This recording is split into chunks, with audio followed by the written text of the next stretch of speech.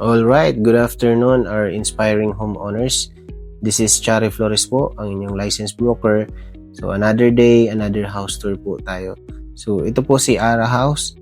Ito po ay merong floor area na 95 square meters and lot area for the phase 2 na 96 square meters.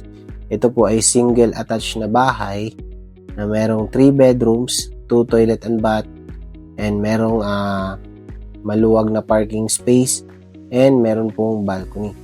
Complete finish na po yung turnover ng bahay na to. Ibig sabihin na once na ito turnover or lilipat po kayo sa bahay na to, ay livable na po siya. Ang poproblemahin nyo na lang ay yung mga personal na gamit nyo po.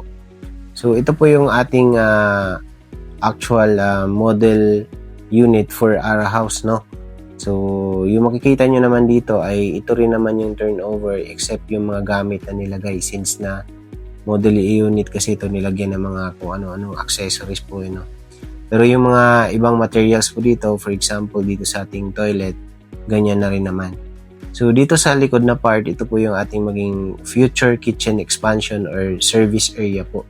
So, depende po yun kung ano yung pinaka-practical na need nyo po. So, sa ground floor, tile finish na po siya. Kung ano yung tiles na nakikita nyo po dito, ganito po mismo ang sa turnover din. Mapapansin nyo po sa ating video na talagang maliwanag kahit na wala pang ilaw na nakabukas, no? Yan po ay dahil sa yung ating mga windows ay malalaki, tapos naka-sliding din po tayo sa portion ng family area. So, ito po yung family area, extension po siya ng living area. So, ang ating wall po, ang kulay po ay dusty white.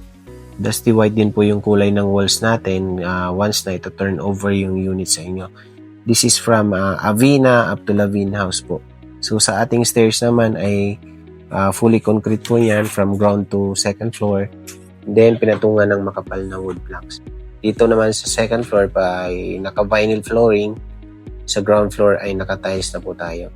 So ito po yung ating common toilet and bath shared by master's bedroom at saka sa dalawang bedroom pa. So, ito yung bedroom 1. So, may dalawang bintana rin tapos may provision for window type aircon. Same with bedroom 2. May provision din po for window type na aircon. So, lahat ng bedrooms po dito ay naka-vinyl din po yung flooring. And then for sa master's bedroom ay malalaki yung bintana. So, ito rin yung pinakamalaking kwarto among the 3 bedrooms po na tiningnan natin. So, dito rin po accessible yung ating balcony. So, yung ating bedroom partitions po dito ay nakabuhos po siya lahat, no? Kaya, hindi po yan rinig unlike